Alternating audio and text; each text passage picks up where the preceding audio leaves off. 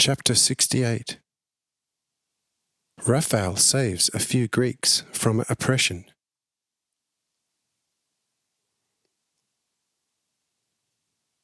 Cyrenius strained his eyes in vain. He could not perceive any part of a ship. It was just as bad for Mark.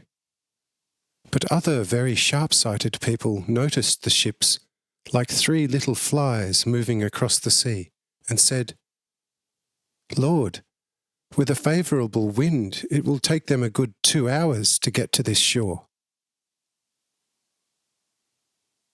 I say, just you don't worry about that. My sailor will have the ship on shore at the right time. The 30 young Pharisees ask, "Where and who is the person for whom such a thing is possible?"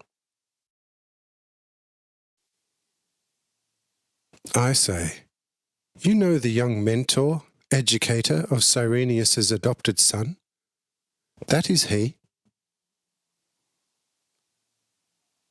The 30 ask fearfully, "Where then is a ship ready for him?"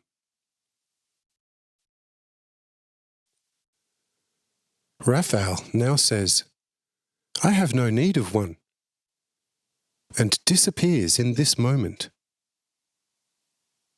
Everyone is shocked, believing that the youth has jumped into the water, and that he will now aim for the ships in the water as fast as a fish.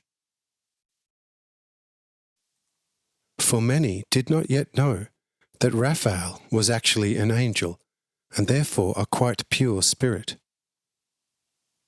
Many considered him to be Joso's mentor, while he was only a mentor of Jarrah's. But since he was spending more time here with Joso than with Jarrah, he was thought of by many here as the young mentor of Joso. But before the inquirers looked around, Raphael was already at the shoreline with the 3 quite large ships, and was standing on board the ship in which the pious Greek was, full of amazement and terror, with his even more pious daughter. For in the first place, the incomprehensible swift landing on a for him unknown coast seemed to him like a dream. And in the second place, he didn't know what he should make of the young sailor, and could not account for this wonderful event. For the transformation happened too fast and surprised him too much. The sailors were also standing like columns by their oars, and didn't dare put their oars into the water again. After a short while of deepest amazement and wonder, the Greek asked the youth in deepest respect, saying, "Who are you, powerful being? Who called you to bring us so quickly to a good shore, and for which reasons?" Raphael says, "Don't ask. Instead, look at the sun, which will now soon lose its light for a few moments. If you were at sea, the ship's boy's evil superstition would have thrown you and your daughter overboard, and then divided the treasure that you brought along with you. But our great, divine Master saw such things in advance, and thus sent me to your swiftest rescue.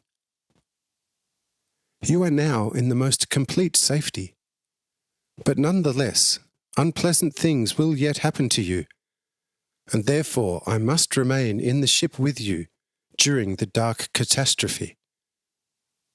Otherwise you would still have to face much hardship with the rough ship's boys."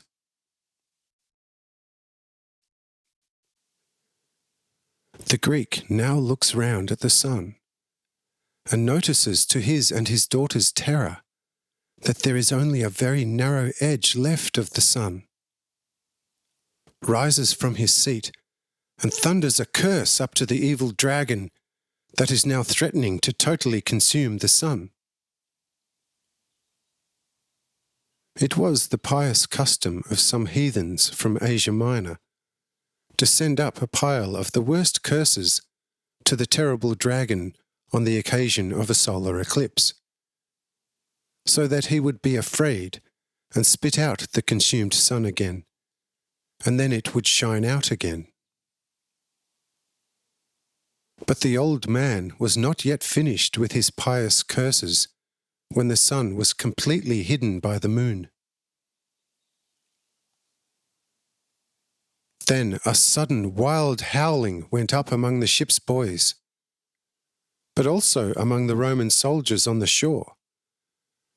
And the ship's boys, almost rioting through fear, fell upon the Greek and wanted to throw him into the sea along with his daughter and with Raphael, for they blamed the three for the most terrible scourging by the gods, and wanted to pacify them in this way.